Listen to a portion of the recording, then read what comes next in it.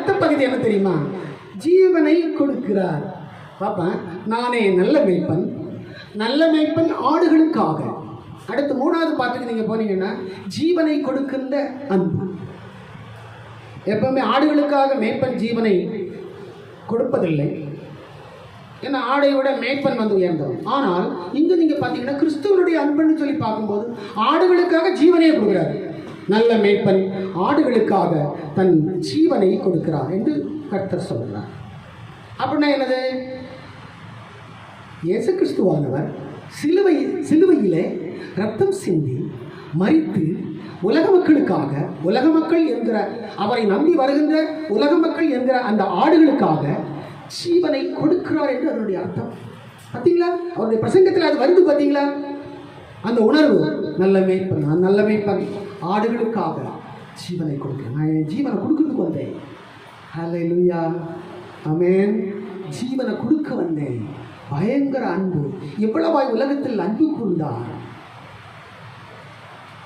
அவரை தந்தருளி இவ்வளவாய் உலகத்தில் அன்பு கூர்ந்தார். லூக்கா 22:44 நீங்க படிச்சு பார்த்தீங்கன்னா இயேசு கிறிஸ்து அரெஸ்ட் பண்றதுக்கு முன்னாடி ஒரு விஷயம் வந்து நடந்திருக்கு. அவருடைய ரத்தத்தின் அவருடைய வியர்வை ரத்தத்தின் பெருந்துளிகளாக தரையில விழுந்துச்சு. ரத்தத்தின் பெருந்துளிகள் சொன்ன அந்த வியர்வை ஏன் விழுந்துச்சு? இந்த வியர்வையை பற்றி நீங்க பைபிள்ல ஒரு ஆரம்பத்தை நீங்க பார்க்கலாம். ஆண்டவர் நமக்காக வியர்வை சிந்தினார்.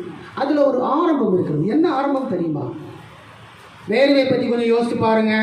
பைபிள் ஆரம்பத்தில் வரும் ஒரு பகுதி. ஆதாம் பாவம் செஞ்ச உடனே அந்த வேர்வை அங்கே சொல்லப்பட்டிருக்கு. இன்னைக்கு உங்களுக்கு எல்லாம் வேர்க்குதா? இதை பாருங்க, கர்ச்சீவை போட்டு நம்ம எல்லாரும் துடைச்சிட்டு கிடக்குறோமா? வேர்க்குதா? உன் முகத்தின் வேர்வையால் நீ ஆகாரம் புசிப்பாய். வேர்வைக்கு அவ்வளவு அர்த்தம் இருக்குது. அதே வேர்வை இயேசு கிறிஸ்துவுக்கு வருது. அது ஏன்னா அது மக்கள் செய்த பாவத்தை, அந்த பாவத்தின் விளைவு என்று சொல்லலாம். ஒரு விதமான பாவத்தின் விளைவு. முகத்தின் சாபத்தின் முக்கியமான ஒரு அம்சம்தான் வியர்வை.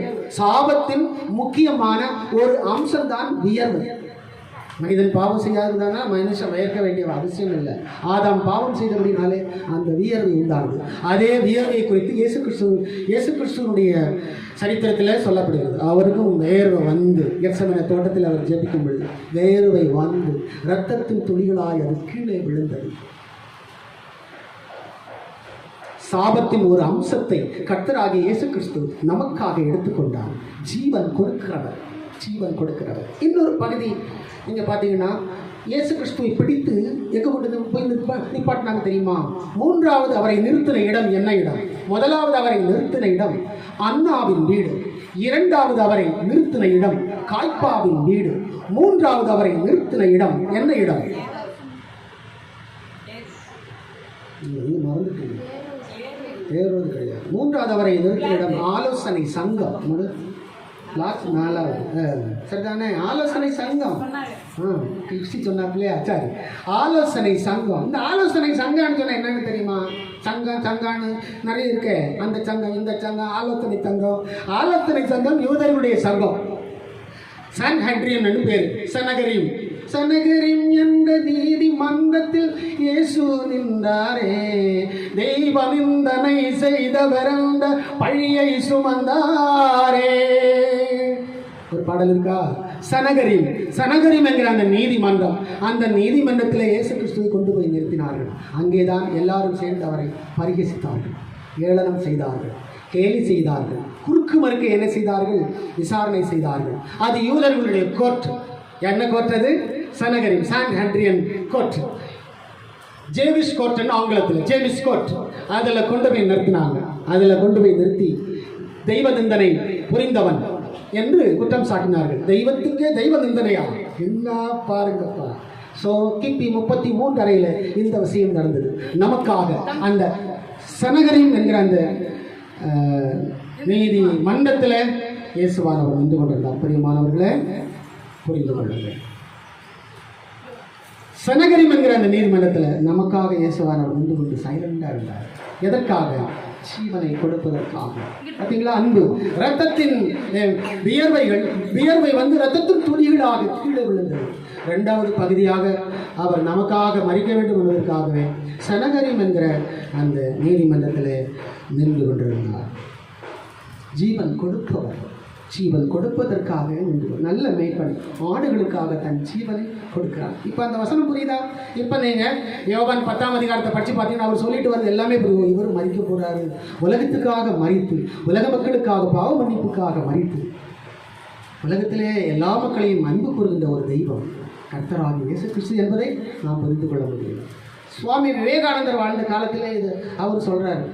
ஞான தீபம் என்கிற அந்த புஸ்தகத்தில் அவர் எழுதியிருக்கார். என்ன எழுதியிருக்கார் தெரியுமா? நீங்கள் நம்பும் எந்த தெய்வத்தை காட்டிலும் மிக உயர்ந்த நிலையில் இருப்பவர் இயேசுவே அப்படின்னு சொன்னார்.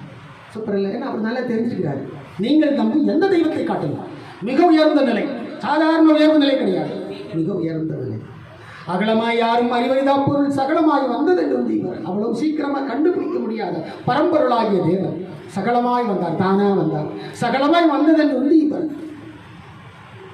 தன்னையே தந்ததென்று வந்தீவர, தானாக தந்தான் என்று வந்தீவர் அப்படின்னு சொல்லி சிவவாக்கியர் எழுதுகிறார். சிவஞான போதத்தில் சிவவாக்கியர் எழுதுகிறார். அருமையானவர்களே, இப்படி நல்ல மேய்ப்பன் ஆடுகளுக்காக தன் ஜீவனை கொடுக்கிறார். ஜீவனை கொடுத்து ஜீவனை எடுக்கிறவர், ஜீவனை கொடுத்து ஜீவனை எடுத்து, ஜீவனை கொடுத்து உயிருடன் எழும்பச் செய்து அடுத்த நிலைக்கு உலகத்தை கொண்டு போகிறவர் தான் இயேசு கிறிஸ்து. அதுதான் சுவிசேஷம் என்று சொல்லப்படுகின்ற கிறிஸ்தவ பிரசங்கமும் போதனை. இன்னைக்கு இந்த பிரசங்கம் பைத்தியமாக இருக்குது உலகத்தில். அதை கொரிந்தியர் 1:9 பவுலப்போஸ்தலன் நல்லா சொல்றாரு. பைத்தியமாய் தோன்றுகின்ற பிரசங்கத்தினாலே, பிரசங்கம் என்று சொன்னால் என்னது? புறஜாதிகளுக்கு, இயேசுவை அறியாதவர்களுக்கு அது பைத்தியம் என்று அன்னைக்கு அது சொல்லியிருக்கு பாருங்க. ரொம்ப ஆச்சரியம் இல்லை? எப்படி எனில் 1 கொரிந்தியர் 1:21 எப்படி எனில் தேவ ஞானத்துக்கு ஏற்றபடி உலகமானது சுய ஞானத்தினாலே தேவனை அறியாதிருக்கையில். உலகத்துக்கு ஒரு சுய ஞானம் இருக்கிறது, செல்ஃப் வாய்ஸ் என்று சொல்லுவார்கள். செல்ஃப் விஸ்டம் இருந்துச்சுன்னா கர்த்தரை அறிய முடியாது. செல்ஃப் விஸ்டத்தில் எல்லாரும் நிற்கிறாங்க. ஆக உலகமானது சுய ஞானத்தினாலே தேவனை அறியாதிருக்கையில் பைத்தியமாய் தோன்றுகிற பிரசங்கம். என்ன பிரசங்கம்? இப்போ நான் பண்ணது எல்லாமே இயேசுவை அறியாதவர்களுக்கு பைத்தியமாக இருக்கும். ஒரு லூஸ் பைத்தியக்கார ஏதோ கத்திட்டு கிடக்கிறான் அப்படிம்பாங்க. எஸ், பைத்தியமாய் தோன்றுகிற பிரசங்கத்தினாலே விசுவாசிக்கிறவர்களை ரட்சிக்க தேவனுக்கு பிரியமாயிட்டு. பைபிள் தான் ஜெயிக்கும், பைபிள் தான் நிற்கும். ஏன்னா அவர் நல்ல மேய்ப்பன், ஆடுகளுக்காக ஜீவனை கொடுக்கிற மேய்ப்பன். அவருடைய வார்த்தை ஒருபோதும் பொய்யாகாது.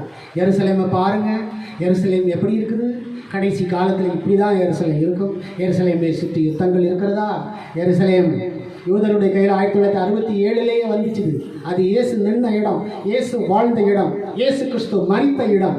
மறுபடியும் அது யூதருடைய கையில் அது 1967 வந்துச்சு. இனிமேல் தேவாலயம் கட்டுறது ஒன்று தான் பேலன்ஸு. எந்த தேவாலயத்தை கர்த்தர் முதல்ல கட்டினாரோ அதே இடத்துல திரும்பவும் ஒரு தேவாலயத்தை கட்ட வைத்து அங்கே தேவாலயம் கட்டுற அந்த விஷயத்தை என்ன பண்ணுறாரு? முடிக்க போகிறாரு. உலக சரித்திரம் அங்கே நிற்கும், மனித ஆளுகை அங்கே நிற்கும்.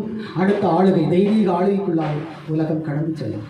உம்முடைய ராஜ்யம் வருவதாக, உம்முடைய சித்தம் பரமண்டத்திலே செய்யப்படுவது போல பூமியிலே செய்யப்படுகிறாரு என்கிற அந்த ஜெபம் நிச்சயமாய் நிறைவேறி அடுத்த ஆளுகைக்கு உலகம் கடந்து செல்ல இருக்கிறது.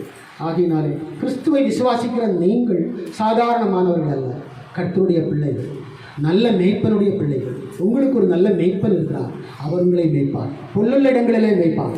ஆடுகளுக்காக, நாடுகளுக்காக சொல்லும் நமக்காக தம் ஜீவனையும் கொடுத்தார். இப்பேற்பட்ட ஒரு அன்பு நீங்கள் எங்கேயுமே பார்த்துருக்க முடியாது. Immeasurable love, uncountable love. இந்த லவ்வில் நீங்கள் நின்றுக்கிடுங்க. இந்த லவ்வை கட்டியை பிடிச்சிக்கிடுங்க. இந்த லவ்வை விட்டுறாதீங்க.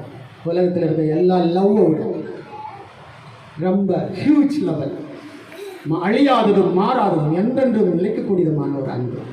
அவர் நம்மை நடத்துவார். நல்ல மேய்ப்பன் ஆடுகளுக்காகத்தான் ஜீவனை கொடுக்கிறார். ஜீவனை கொடுக்கின்ற அன்பு இயேசுவிலே நீங்கள் பார்க்க முடியும். ஆகினாலே அவர் என்னை புல்லல் இடங்களில் வைத்து அமர்ந்த தண்ணீரங்களில் என்னை கொண்டு போய்விடுகிறார். நான் மரண பள்ளத்தாக்களை நடந்தாலும் பொல்லாப்புக்கு பயப்படேன். தேவரின் என்னோடு கூட இருக்கிறீர். உமது கோலும் உமது தடியும் என்னை தேட்டும். என் சத்துருக்களுக்கு முன்பதாக நீர் எனக்கு ஒரு பந்தி ஆகி பார்த்துக்குவார். சத்துருக்களுக்கு முன்னாடி நான் நல்லா இருப்பேன். என் சத்துருக்களுக்கு முன்பதாக நீர் எனக்கு ஒரு பந்தியை ஆயத்தப்படுத்தி என் தலையை எண்ணெயால் அபிஷேகம் பண்ணுகிறது. என் பாத்திரம் நிரம்பி வழிகிறது. My cup runneth over. என் பாத்திரம் நிரம்பி வழிகிறது. என் ஜீவனுள்ள நாளெல்லாம் till the end of my life, என் ஜீவனுள்ள நாளெல்லாம் நன்மையில் கிருபையில் என்னை உண்டவர். மறக்காதீங்க, கர்த்தர் மேய்ப்பராக இருந்து நம்மை நடத்துகிறார். ஆடுகளுக்காக ஜீவனை கொடுத்து பாதுகாக்கிற ஒரு தேவன் தான் ஆண்டவராக இயேசு கிறிஸ்து. பிதாக்குமாரன் பரிசுத்த ஆவியின் நாமத்தினாலே. ஆமென், ஆமென், ஆமென்.